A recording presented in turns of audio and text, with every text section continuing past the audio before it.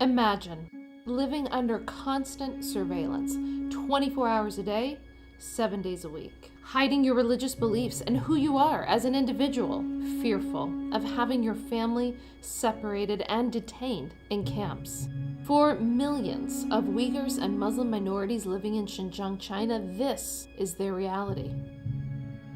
The Chinese Communist Party, or the CCP, has detained Uyghurs in camps, much like this one. Behind these guarded walls, victims are disciplined, re-educated, and denied from freely practicing their religion. Uyghurs are forced to do a few things: pledge loyalty to the CCP, renounce their religion, give up their individuality, and praise the same Communist Party holding them captive.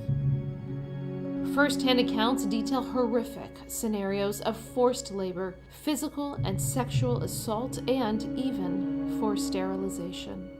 Such abuses not only violate the Universal Declaration of Human Rights that China signed in 1948, but also their own constitution. And these camps will continue to expand until China is held accountable. The United States government has already sanctioned key Chinese officials, blocked products created with forced labor, and warned businesses that make products in China to stop funding the abuse of Uyghurs.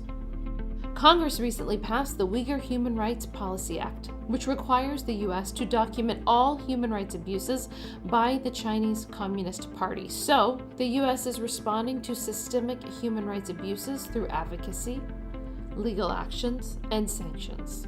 I'm Morgan Ortegas, and this is the U.S. Policy in Xinjiang Explained.